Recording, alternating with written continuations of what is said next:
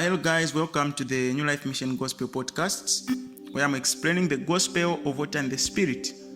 So we are still on this sermon that says, if we do things by the law, can it save us? Under the subtitle or headline that says, God gave us the righteousness of faith before the law. And I have a question which says, which one is earlier, faith or the law? The answer is faith came earlier. So the scripture is still Luke chapter 10, verse 25 to 30. You can go along as I begin to explain on this part of the podcasts. So the Apostle Paul said that God gave us the righteousness of faith first. The righteousness of faith came first. He gave it to Adam and Eve, to Cain and Abel, then to Seth and Enoch, and down to Noah, then to Abraham, then down to Isaac, to Jacob, and his 12 sons. Even without the law, they became righteous before God through their faith in His word. They were blessed and given rest through their faith in His word.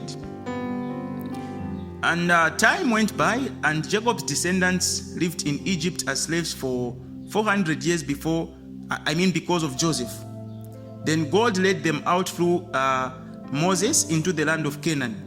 However, during the 400 years of slavery, they had forgotten the righteousness of faith. So God let them cross the Red Sea through His miracle and led them into the wilderness.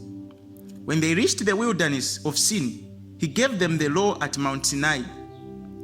He gave them the 10 Commandments, which contain 613 detailed articles of the law. I am the Lord your God, the God of Abraham, the God of Isaac, and the God of Jacob. Let Moses come up to Mount Sinai, and I will give you the law.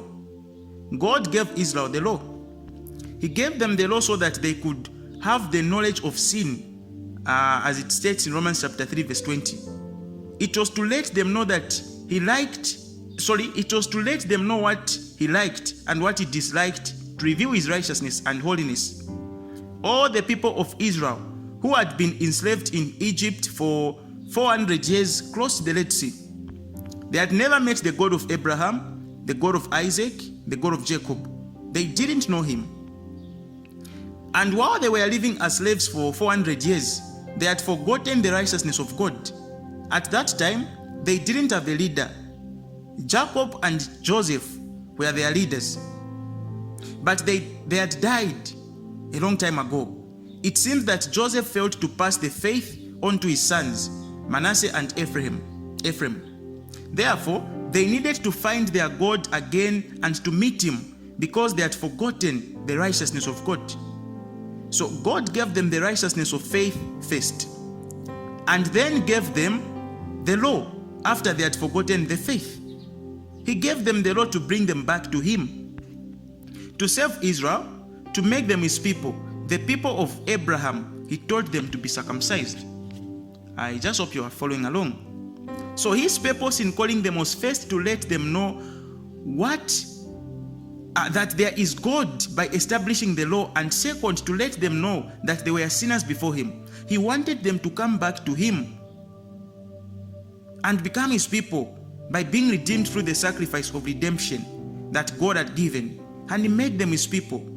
So proceed from here. I just hope you are following so that you can get to understand the purpose of the law. I'm just bringing the historical background so that we can see why did God give the law to the children of Israel.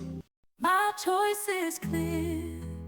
I will choose thee again.